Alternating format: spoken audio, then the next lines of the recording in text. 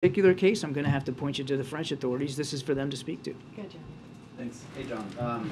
So you said a few moments ago that the president can do two things at once. He can do foreign policy, he can do domestic policy. You guys have said repeatedly before that the president can be president anywhere.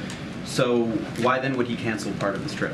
I didn't say he was canceling part of his trip. No, but you said you're reevaluating. I said we're reevaluating, but we've made, there's not been a cancellation as yet, but that could happen.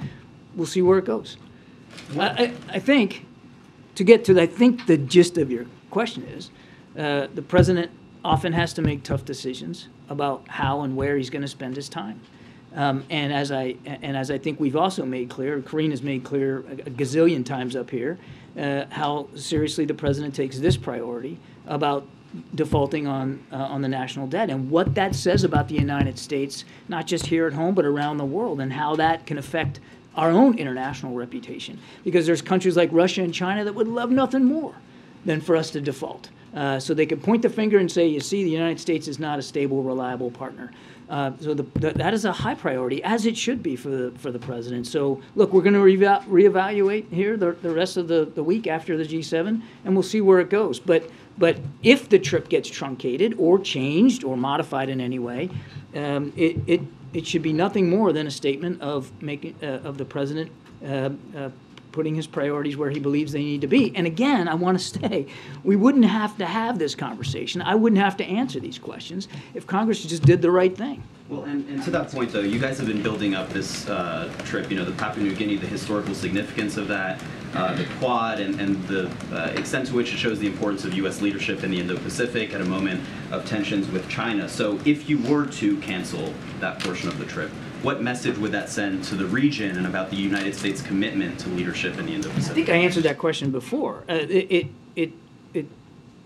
I don't want to get ahead of where we are, but modifying an overseas trip to deal with this particular issue, an issue which is central to our international standing around the world, that's the message, that we understand how important it is that the United States not only say we are, but prove we are a reliable, stable, strong partner for our allies and partners around the world. And that stems from, and the president understands this, it stems from the reliability of our ability to pay our debts. Go ahead, Raquel.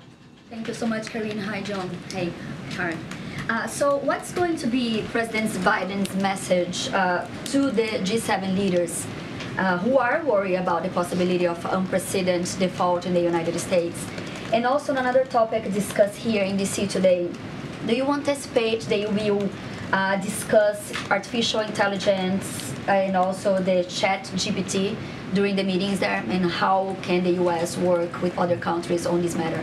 So on your first question, the president's message to the G7 will continue to be, as I said to Jeremy, that the United States is a strong, reliable partner, and that he's working hard to get the debt ceiling raised, as it should be, because he understands the importance of that to our international reputation and our credibility, and that they don't need to worry about that part of it. And look, as I said in my opening statement, and it wasn't just some accidental line I threw in there. Since day one, the president has focused on revitalizing our vast alliances and our network of partnerships. No other nation in the world enjoys that network the way the United States does, and the president has put an awful lot of personal capital into revitalizing those partnerships. And just look what that has done. Just pick one thing. Look at Ukraine.